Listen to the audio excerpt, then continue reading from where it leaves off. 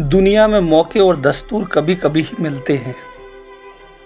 एक बार का वाक़या मुझे याद है, जब मैं अपने पापा की दुकान से घर वापस आ रहा था। वापस आते समय एक बच्चा मेरी सीढ़ियों पर इंतज़ार कर रहा था। उसे देख मैंने अपनी साइकिल को एक साइड रखा और पूछा, बच्चे यहाँ क्यों बैठे हो? उसने तत्काल ही जवाब दिया, मुझे बहुत बुखार है। उसके हाथों को छूते ही मुझे ऐसा लगा कि शायद उसको सही तरीके से देखा नहीं गया। उसे बहुत बुखार था। मैंने उसको पूछा, डॉक्टर के पास क्यों नहीं गए? उसने बोला, माँ बाजार गई है। मैंने कहा, पापा कहाँ हैं? उसने बोला, मेरे पापा नहीं है।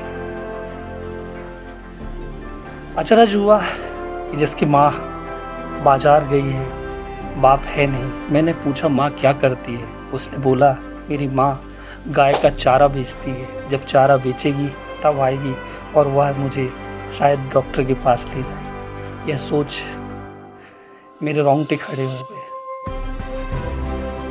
सोचा इसकी मदद किस प्रकार करूं, पर दुनिया और दस्तूर को देखते हुए मुझे शर्मिंदगी हो रही थी उसे डॉक्टर के पास ले जाने में। मैंने अपनी जेब में रखे हुए 15 रुपये में से 5 रुपये उस बच्चे को दिए।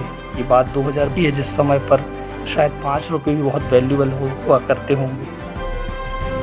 मैंने उसको एक डॉक्टर का डिस्पेंसरी को बताया कि वहाँ जाकर आप अपना इलाज करा लें और इस पैसे से दवाई खरीद लेना। डॉक्टर को पैसे देने की ज़रूरत नहीं पड़ेगी। चुपचाप वो बच्चा वहाँ से चला गया। मैं गया घर पर खाना खाने के लिए, पर सिर्फ एक ही बात को लेकर सोचता रहा कि मैं कितना खुदगर्ज हूँ, कितना अपने आप में सोचने वाला इंसान हूँ, कितना मतलबी इंसान हूँ।